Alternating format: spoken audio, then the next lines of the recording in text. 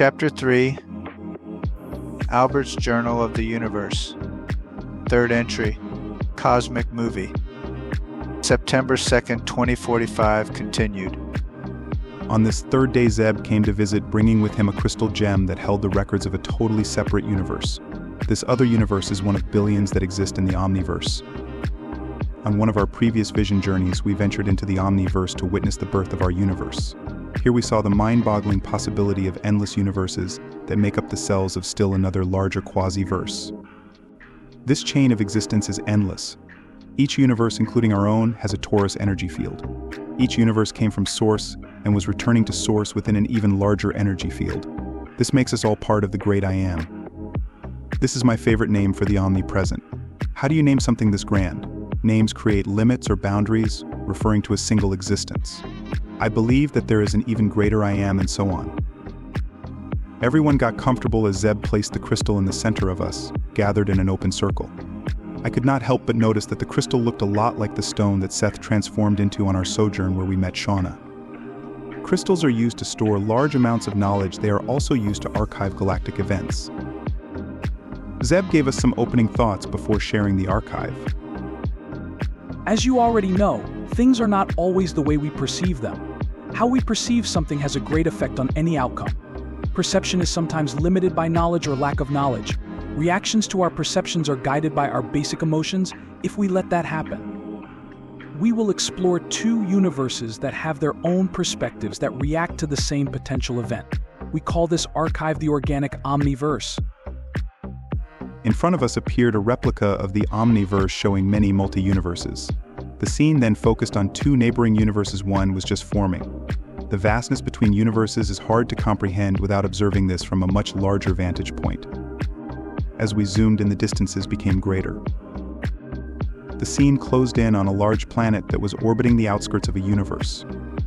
This would provide a unique vantage point for the planet's inhabitants that observed the heavens. For 1/4 of their cycle around their sun, they saw the endless universe they were part of, and for the second quarter of their orbit, they saw what they termed as the upper horizon of their universe. For the third quarter of their orbit, they saw only darkness they called the void. For the fourth quarter, they saw the lower horizon of their universe. When facing the void, they could not see even the light from any other universe because of the great distance and their size. If not for the reflections off the twin moons, they would be in total darkness while facing the void. The inhabitants of this remote planet called their home Paratara, which meant perimeter Earth. They traveled through space on the skin or shell of their universe. Billions of their years passed without seeing any light coming from the void. As our other universe is birthed or comes into conception, a new light appeared in the void for the first time ever. The Paratites had highly advanced technology, so they sent a scout vessel out into the void to see what this new source of light was coming from. Because of the great distance of the void, it would take several of their years to hear back from the scout vessel. The last message the Paratites received from the scout vessel only confirmed what their scientists suspected: this was another expanding universe heading right for them. Surely this would cause the destruction of both universes. Fear reached to their core. Each orbit of the planet showed a remarkable expansion of the approaching universe. Certain doom was quickly approaching. Many theories on how the destruction would take place circulated around Paratara. None of these theories had any positive outcomes. The Paratites reacted with hopelessness, but also a determination to live the time they had left seeking happiness at any cost. Now they had the fear of total destruction to deal with, but also a growing fear of each other. Some of the Paratites felt a duty to warn the rest of their universe of the impending cosmic destruction, so they sent out herald ships in every direction into their universe. The intention of this group of heralds was to show the facts to any inhabited worlds they came across. They were to do this without spreading fear. Many of the heralds were fearful themselves, so the energy they brought with them would now reach many areas of their universe. They were spreading paralyzing fear throughout their known universe. It took several more of the Paratites years before the original scout ship started to enter this new universe. They were well out of range for any communication. The scout ship had lost communication after their last report, confirming the expanding universe that was heading towards their homeworld. When they entered the new universe, the first planet, they came across that had what they considered intelligent life came on their sensors. The planet was known as Europtimum. This would be the scout vessel's first contact and landing for this long journey they were on. The indigenous people of this world welcomed them with loving arms. These people also knew about the expanding universe's coming collision, although they could not wait to encounter what they considered their cosmic sibling. The excitement of this coming event could be felt by the members of the Paratite Scout ship. The energy was like a child has when they see their parents again after a separation. The longing to see these parents could also be felt, only the feeling of love was present. The Paratite Scout ship captain showed the world all of their compounded data that pointed to the mutual destruction of both universes. Surely these Europtimists must not have all the facts, knowledge, or wisdom, or they would be as fearful as the Paratites. A delegate from the Europtimists spoke up, saying, Everything consists of energy waves that have both a negative and a positive charge. The density or frequency of the waves cause illusions of mass as we photons travel through time-space. If we hold the frequency of love creation, then no harm will come when our universes encounter each other. The same polarities of any magnetic field repel each other, and it will be like a cosmic embrace as we come together. It is sad to find out that you have polarized yourself to the negative. This will only bring struggle along with unnecessary harm to your path back to source. You must return to your universe to spread this wisdom or our paths. As we embrace, it could be the most wonderful experience ever known by us. Otherwise, it will not be as pleasant as it could be. We will approach you with only positive love vibrations. Our energies will not match with you if you are in a fearful state of hopelessness. The Paratite Scout ship now had a new mission: take the long voyage back through the void, then spread the word in a fear-filled universe that only love and acceptance will save them. The scout vessel had no idea of the efforts that their home world took to spread the fear far and wide into their known universe. The heralds that were sent out have visited many galaxies. Fear, survival, anger, and all of the confused emotions that come along with fear was rippling throughout their universe. The task ahead of the scout ship was going to be much harder than they could imagine. They would be almost forgotten when they get back, as the voyage through the void had taken 75 of their years to meet the Europtimist. 3 generations of their society will have come and gone. How many Paratites would be left with them in their fear-filled state? As things would have it, the message that was spread by the Paratites' heralds was not always welcome everywhere they traveled. Some of the worlds the heralds encountered that had intergalactic travel felt that they should just loot anything in their path as they traveled to the opposite end of the universe. This is where the destruction would not be felt by the colliding universes. These simple-minded beings carved a path of chaos wherever they went. The galactic looters also spread the fear vibration where they went. The Paratites were now responsible for the actions of these rogue species pillaging the universe. The world that held a better comprehension of Source was now victims of this barbaric, egotist, parasitical beings that cared only for themselves. What a calamity of events, just because the Paratites had the wrong reactions to their perception of events that had not even occurred yet. The fear had caused a dis-ease in their universe. The journey back through the void for the scout vessel only took them 36 of their years, as the universes were rapidly getting closer to each other. At the expansion rate of both universes, they had about 20 years to change the beliefs of an entire universe. The scout ship's crew had to believe the message they brought back in order to convince others about the new perception of the approaching collision. The crew did not get any welcome wagon when they returned. They had been within communication range for several years, although they never got any real responses from their hails. They landed at what used to be the heart of activity for their globe with no one in sight. How could such an advanced society wither away in just a few generations? The crew sends 5 of their members out to explore. This crew was now the children of the original crew. They had spent most of their lives traveling through the void, with only shared images of the home planet that their parents knew. This was nothing like those projected images. However, they grew up without the fear that had taken root. Their parents only shared the love that they felt with the Europtimist. A crowd soon gathered around the 5 dispatched crew members.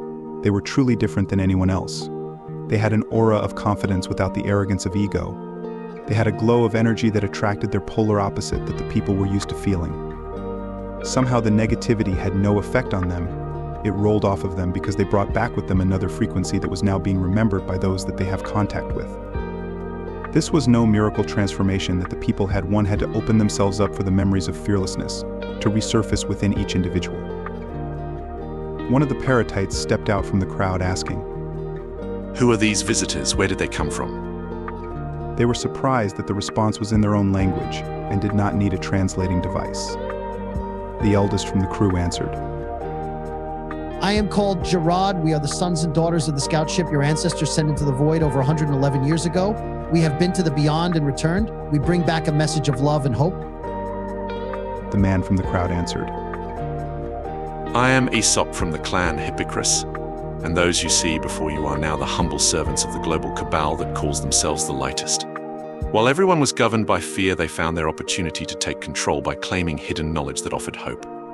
They have kept the fear alive with their minions along with the technological advantages they have. How do we know if you are not of the same intention? Gerard laughed to himself, saying, We are not here to govern anyone. You must govern yourself. That is the only way to get your answers. Your so-called forced obedience is purely an illusion. These so-called latest have served the purpose of bringing an semblance of order where only chaos was around. They may have perpetrated the chaos to begin with. That is why you must not seek them for answers. Their purpose is ended if you govern yourself. You must do this change yourself. We cannot do anything for you but show you the new perspective of our shared existence. We have a big task ahead of us sharing this new perspective that is actually older than anyone can imagine. This perspective of unconditional love is what will bring order back out of the chaos that your fears have caused you and infected this universe. There are cosmic forces at hand coming from Source that ensure that if you are in line with Source or unconditional love, then no harm will come to your immortal spirit. You will learn from your experience. First, you have to change yourself, and then you can change our home planet Paratara, and then work on the harm that was caused in the universe. We cannot do this for you, so do not look to us for answers. We will help you if you allow this, or you can help us fulfill our mission passed down from our parents. We are here to open up a new perspective that will bring salvation by sharing what our parents gave us. Love. Aesop busted out in frustration. You have no idea just what has taken place over the last 100 years. Paratara now has 3 ruling cities that hold the resources of the entire planet. One city controls the religious beliefs of our planet and claim dominion on the land or vessel our spirits reside in. The second city controls the instruments of commerce. They have inserted microchips in everyone that track everything we do. If they are not pleased with our conformity, they simply turn off your chip. This started out with the chips in identification cards, then coerced the populace to accept the injection of the chips. The third city controls the military of our home planet. This city controls all travel, communication, technology, and determines who lives or is exterminated. It does not stop here. They have spread fear throughout the universe, causing whole planets to be ecologically raped by marauders that the 3 cities secretly support. The Lightest are looking to spread their control to a galactic level, as the same course of events that happened here are now happening on many other worlds. The enforcers for the Lightest are either fixated with their illusion of status or thriving in their illusion of power. They have a much better living standard than the rest of us that is maintained to ensure their loyalty.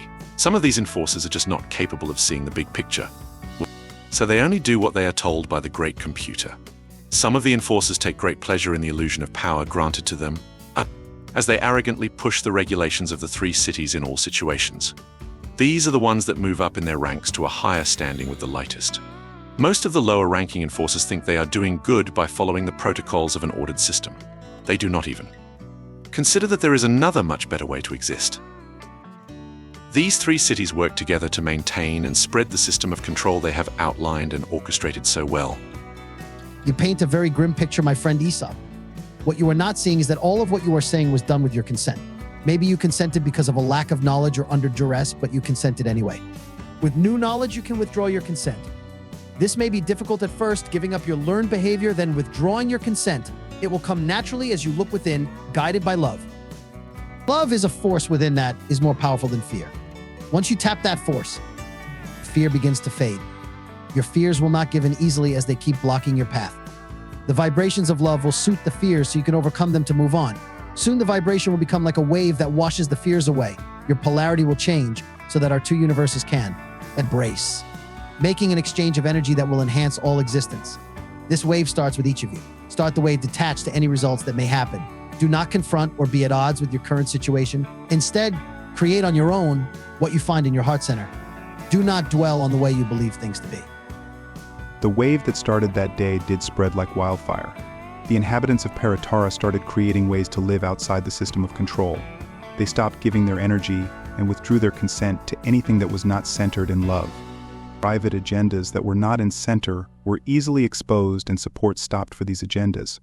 What took the alleged elite over a century to put into place was being unraveled in just a couple decades. As the archive that Zeb was sharing ended, the two universes seemed like they were dancing with each other as they merged. A Vesica Pisces was formed that would link the dancing universe together, creating a marvel within the Omniverse that would be duplicated over and over throughout the Great I Am. The sharing from Zeb took up with we conceived as our day on our dream vacation, so we all set off to rest. It was interesting to see events unfold in other realities that seemed to mirror the events that took place on our own planet Earth. We closed today's dream journal reminded how impactful our reactions are to the challenges we face. We can create or destroy, depending on the attitude, reaction, perspective, observation, intentions we choose. I hope you enjoyed this chapter of Albert's Journal of the Universe. Subscribe to this channel for more adventures in the dream realm. The fun has just started. Please like and share.